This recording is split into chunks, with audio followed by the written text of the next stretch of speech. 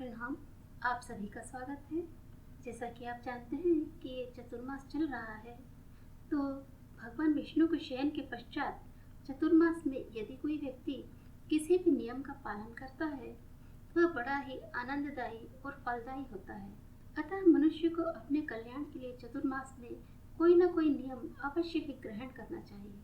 पद्म पुराण के अनुसार चतुर्मास में प्रतिदिन स्नान ध्यान के पश्चात यदि कोई व्यक्ति पुरुष सूक्त, विष्णु सहस्त्र नाम, श्री नंद कुमाराष्टकम या कोई अन्य स्त्रोत का पाठ नित्य प्रति करता है, तो न केवल उसकी स्थिति में सुधार होता है, अपितु शरीर और आत्मा के पाप ताप भी नष्ट हो जाते हैं। इसके लिए एक बड़ा ही सरल, छोटा किंतु अत्यंत प्रभावशाली स्तोत्र श्री कृष्ण कृपा कटाक्ष स्तोत्र है।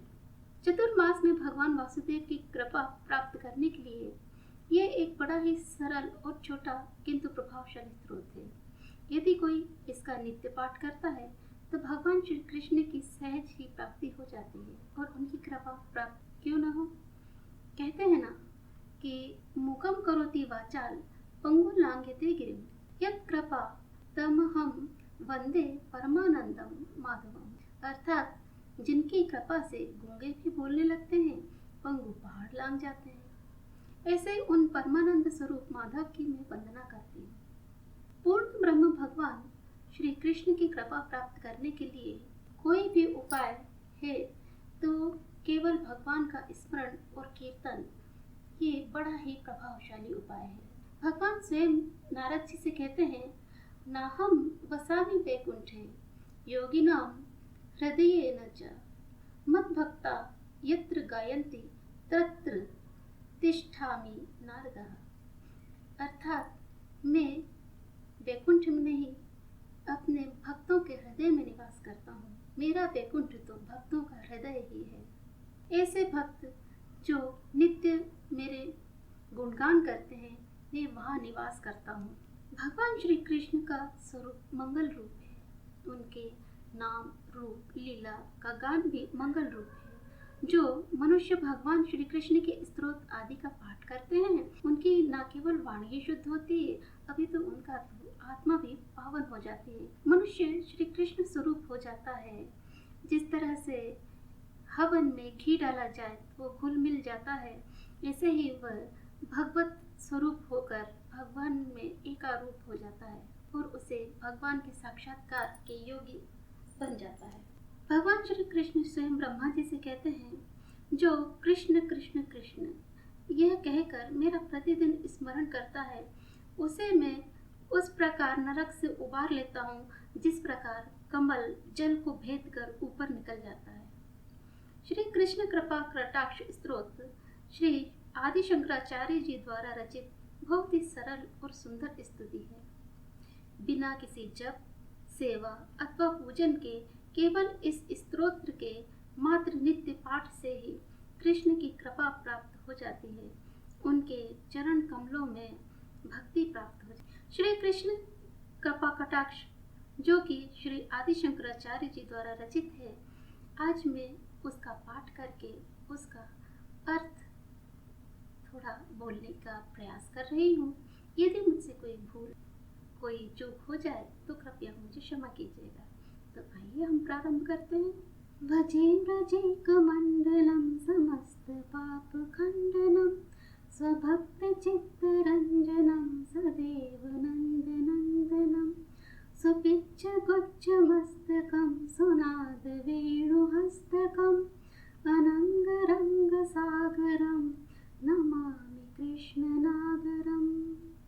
अर्थात व्रज भूमि के एकमात्र आभूषण, व्रज की शोभा बढ़ाने वाले, समस्त पापों को नष्ट करने वाले तथा अपने भक्तों के चित्त को, हृदय को आनंद देने वाले नंद नंदन को सदैव मैं भजन करता हूँ या भजन करती हूँ। जिनके मस्तक पर मोर मुकुट है, हाथों में सुरीली बंसुरी है तथा जो प्रेम तरंगों के सागर हैं, जिसमें निरंतर प्रेम की तरंगे उत्पन्न होती रहती हैं, उन नटनागर श्री कृष्णचंद्र को मेरा नमस्कार है। मनोज गर्व मोचनम विशाल लोचनम विभूत गोपशोचनं नमामि पद्मलोचनं करारविन्दभूधरं स्मितावलोकसुन्दरं महेन्द्रमानधारणं नमामि कृष्णवारणं।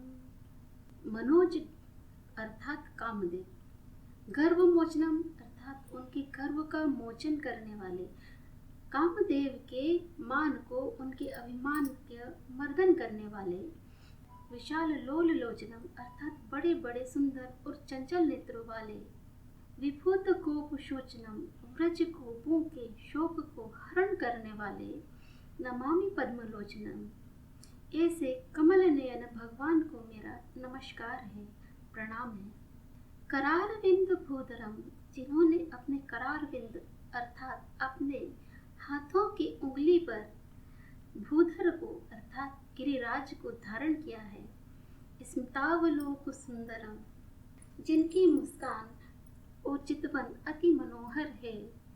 ऐसे महेंद्र मान धारणम महेंद्र अर्थात देवराज इंद्र के मान को नष्ट करने वाले, भंग करने वाले, ऐसे गज के समान मस्त रहने वाले श्री कृष्ण भगवान को मेरा नमस्कार है।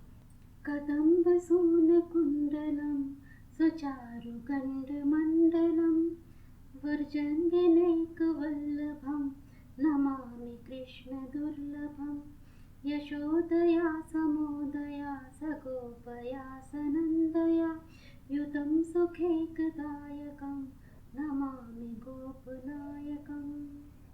जिनके कानों में कदम्ब पुष्प के कुंडल हैं, जिनके कपोल अत्यंत सुंदर हैं, जो व्रज बालाओं के एकमात्र प्राणाधार उनके वल्लभ हैं, उन दुर्लभ भगवान श्री कृष्ण को मेरा नमस्कार है। जो गोपगण और नंद जी तथा यशोदा मैया के संग रहते हैं और एकमात्र आनंददायक है, उन गोपनायक गोपाल को मेरा नमस्कार है।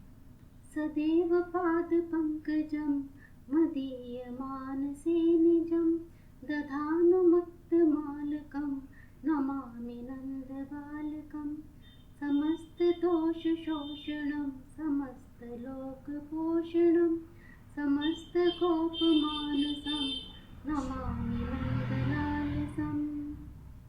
जिन्होंने मेरे मन रूपी सरोवर में अपने चरण कमलों को स्थापित कर रखा है, उन अति सुंदर अलकों वाले नंद कुमार को मेरा नमस्कार है।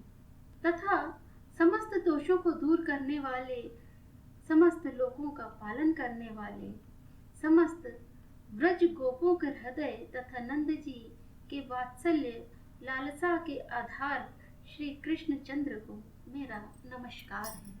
भुवो भरावतारकं भवाब्धिकर्णधारकं यशोमति किशोरकं नमामि चित्तचोरकं दृगन्धकान्तिभङ्गिनं सदा सदालिसङ्गिनं दिने दिने नवं नवं नमामि नन्दसंभवम्।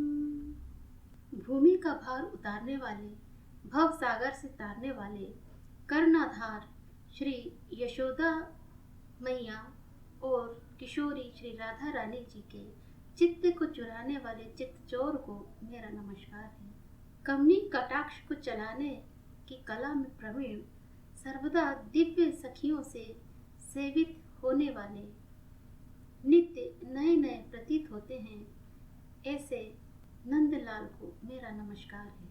गुणाकरम सुखाकरम कृपाकरम कृपाकरम सुरद्विषन्निकन्दनं नमामि गोपनन्दनं नवीन गोपनागरं नवीन केलिलम्पटं नमामि मेघसुन्दरं तडित्प्रभालसत्पटं। गुणों की खान और आनंद की निधि, कृपा करने वाले तथा कृपा पर कृपा करने के लिए तत्पर देवताओं के शत्रु दैत्यों का नाश करने वाले गोप नंदन को मेरा नमस्कार है।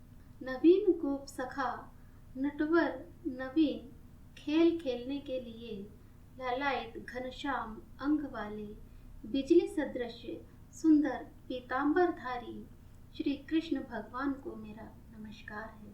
समस्त गोप मोहनम हृदम्बुजेकमोदनं नमामि कुंज मध्यगं प्रसन्न भानुशोभनं निकामकामदायकं त्रिगन्धचारुसायकं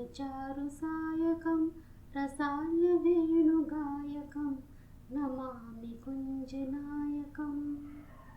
समस्त गोपों को आनंदित करने वाले, हृदय कमल को प्रफुल्लित करने वाले, निकुंज के बीच में विराजमान, प्रसन्न मन सूर्य के समान प्रकाशमान श्री कृष्ण भगवान को मेरा नमस्कार है। संपूर्ण कामनाओं को पूर्ण करने वाले, वाणों के समान चोट करने वाली चितवन वाले, मधुर मुरली के गीत गाने वाले निकुंज नायक को मेरा नमस्कार है।